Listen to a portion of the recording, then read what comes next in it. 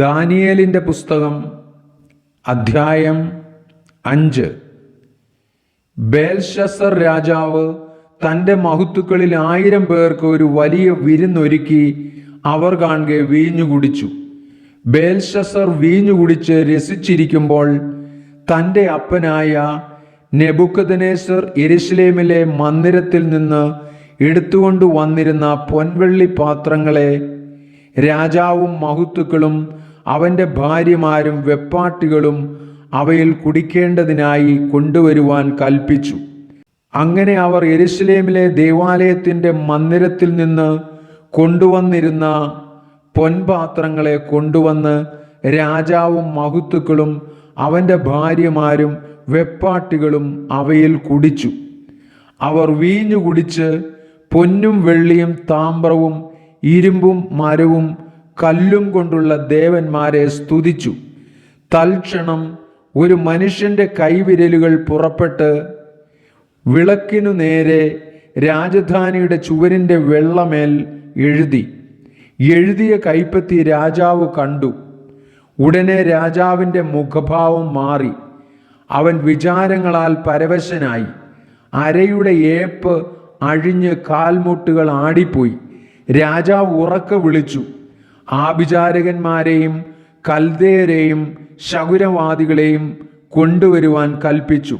രാജാവ് ബാബേലിലെ വിദ്വാൻമാരോട്, ആരെങ്കിലും ഈ എഴുത്ത് വായിച്ച് അർത്ഥം അറിയിച്ചാൽ അവൻ ധൂമ്രവസ്ത്രവും കഴുത്തിൽ പൊന്മാലയും ധരിച്ച് രാജ്യത്തിൽ 3-ാമനായി വാഴുമെന്ന് കൽപ്പിച്ചു. അങ്ങനെ രാജാവിൻ്റെ വിദ്വാൻമാരൊക്കെയും അകത്തു വന്നു. എങ്കിലും എഴുത്തു വായിപ്പാനും രാജാവിനെ അർത്ഥം അറിയിപ്പാനും അവർക്ക് കഴിഞ്ഞില്ല. അപ്പോൾ ബേൽശസ്സർ രാജാവ് അത്യന്തം വ്യാകുലപ്പെട്ടു. അവൻ്റെ മുഖഭാവം മാറി. അവൻ്റെ മഹത്തുക്കൾ അമ്പരന്നുപോയി. രാജാവിൻ്റെയും മഹത്തുക്കളുടെയും വാക്കുകേതുവായി രാജ്ഞി ഭോജനശാലയിൽ വന്നു. രാജാവ് ദീർഘായുസ്സായിരിക്കട്ടെ. തിരുമനസ്സുകൊണ്ട് വിചാരങ്ങളാൽ പരവശനാകരുത്. മുഖഭാവം മാറുകയും അരുത്. വിശുദ്ധ ദേവന്മാരുടെ ആത്മാവുള്ള ഒരു പുരുഷൻ തിരുമനസ്സിലെ രാജ്യത്തുണ്ട്.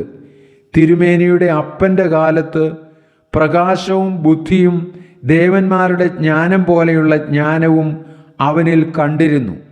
തിരുമേനിയുടെ അപ്പനായ നെബൂഖദ്നേസർ രാജാവേ, തിരുമേനിയുടെ അപ്പൻ തന്നെ ബേൽത്ശസ്സർ എന്ന് പേരു വിളിച്ച ദാനിയേലിൽ ഉത്കൃഷ്ട മനസ്സും അറിവും ബുദ്ധിയും സ്വപ്നവ്യാഖ്യാനവും ഗൂഢാർത്ഥ വാക്യ പ്രദർശനവും സംശയഛേദനവും കണ്ടിരിക്കയാൽ രാജാവ് അവനെ മന്ത്രവാദികൾക്കും ആഭിചാരകന്മാർക്കും കൽദേയർക്കും ശകുനവാദികൾക്കും അധിപതിയാക്കി വെച്ചു. ഇപ്പോൾ ദാനിയേലിനെ വിളിക്കട്ടെ, അവൻ അർത്ഥം ബോധിപ്പിക്കുമെന്ന് ഉണർത്തിച്ചു. അങ്ങനെ അവർ ദാനിയേലിനെ രാജസന്നിധിയിൽ കൊണ്ടുവന്നു. രാജാവ് ദാനിയേലിനോട് കൽപ്പിച്ചത്, എൻ്റെ അപ്പനായ രാജാവ് യഹൂദായിൽ നിന്ന് കൊണ്ടുവന്ന യഹൂദാ പ്രവാസികളിൽ ഉള്ളവനായ ദാനിയേൽ നീ തന്നെയോ? ദേവന്മാരുടെ ആത്മാവ് നിന്നിലുണ്ടെന്നും പ്രകാശവും ബുദ്ധിയും വിശേഷജ്ഞാനവും നിന്നിൽ കണ്ടിരിക്കുന്നു എന്നും ഞാൻ നിന്നെക്കുറിച്ച് കേട്ടിരിക്കുന്നു. ഇപ്പോൾ ഈ എഴുത്ത് വായിച്ച് അർത്ഥം അറിയിക്കേണ്ടതിന് വിദ്വാൻമാരെയും ആഭിചാരകന്മാരെയും എൻ്റെ മുമ്പാകെ വരുത്തിയിരുന്നു.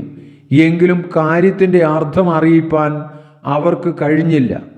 എന്നാൽ അർത്ഥം പറവാനും സംശയഛേദനം ചെയ്യുവാനും നീ പ്രാപ്തനെന്ന് ഞാൻ നിന്നെക്കുറിച്ച് കേട്ടിരിക്കുന്നു.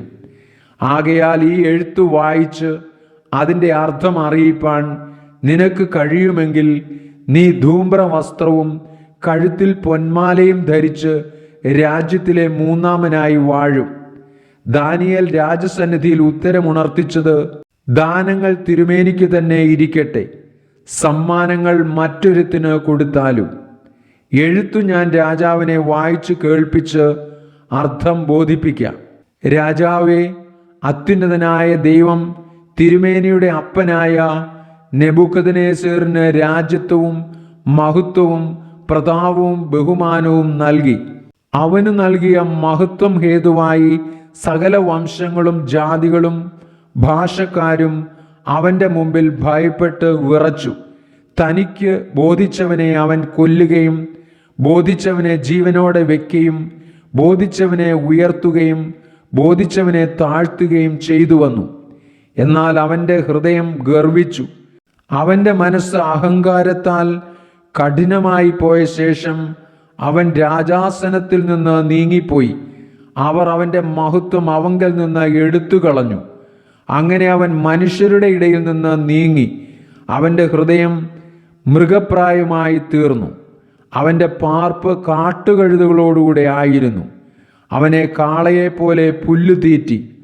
മനുഷ്യരുടെ രാജ്യത്വത്തിന്മേൽ അത്യുന്നതനായ ദൈവം വാഴുകയും തനിക്ക് ബോധിച്ചവനെ അതിന് നിയമിക്കുകയും ചെയ്യുന്നു എന്ന് അവൻ അറിഞ്ഞതുവരെ അവൻ്റെ ദേഹം ആകാശത്തിലെ മഞ്ഞുകൊണ്ട് നനഞ്ഞു. അവൻ്റെ മകനായ ബേൽശസ്സരെ ഇതൊക്കെയും അറിഞ്ഞിട്ടും തിരുമേനിയുടെ ഹൃദയത്തെ താഴ്ത്താതെ സ്വർഗസ്ഥനായ കർത്താവിൻ്റെ നേരെ തന്നെത്താൻ ഉയർത്തി അവൻ്റെ ആലയത്തിലെ പാത്രങ്ങളെ അവർ തിരുമുമ്പിൽ കൊണ്ടുവന്നു.